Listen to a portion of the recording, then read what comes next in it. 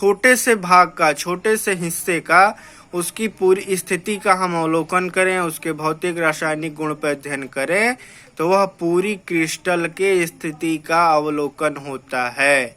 बाकी क्रिस्टल उससे कितनी भी दूरी पे हो, कितने क्रिस्टलों की संख्या हो, उससे कोई तात्पर्य नहीं निकलता। क्रिस्टल के एक भाग से हम पूरी स्थिति का अवलोकन सरलता पूर्वक और उचित तरीके से कर सकते।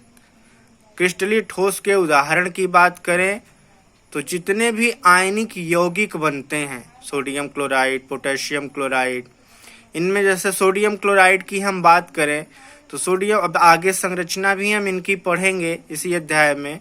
तो सोडियम क्लोराइड में क्या होता है कि सोडियम के एक अणु के चारों ओर क्लोरीन के परमाणु निर्मित होते हैं और उनकी एक निश्चित दूरी होती है और एक पूरी क्रिस्टलीय संरचना प्राप्त होती है। दूसरा महत्वपूर्ण एग्जाम्पल, इसका उदाहरण क्वार्ट्ज होता है।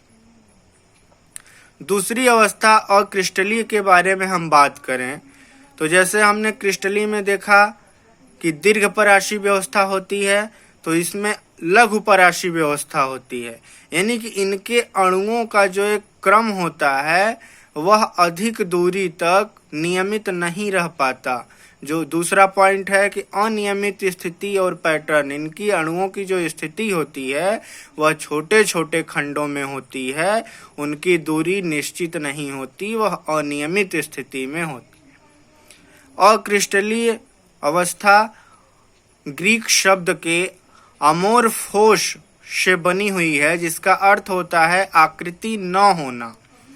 आकृति न होने का तात्पर्य यह है कि कुछ पदार्थ ऐसे होते हैं कि जिनकी आकृति और आकार निश्चित होती है, वह प्रकृति प्रदत्त होती है, लेकिन कुछ चीजें, कुछ अवस्था, कुछ पदार्थ ऐसे होते हैं कि उन्हें हम अपने दैनिक जीवन में उपयोग हेतु एक निश्चित आकृति विभिन्न रासायनिक प्रक्रियाओं के द्वारा प्रदान करते हैं।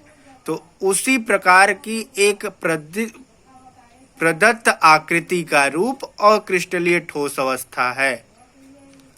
अंतिम पॉइंट, विमाओं की पुनरावृत्ति सीमित। जो इनकी क्रिस्टलीय ठोस अवस्था में हम बात कर रहे थे कि इनकी जो विमाएं होती हैं, जो इनके कण होते हैं, उनकी पुनरावृत्ति इसमें सीमित होती है, कुछ दूरी तक होगी और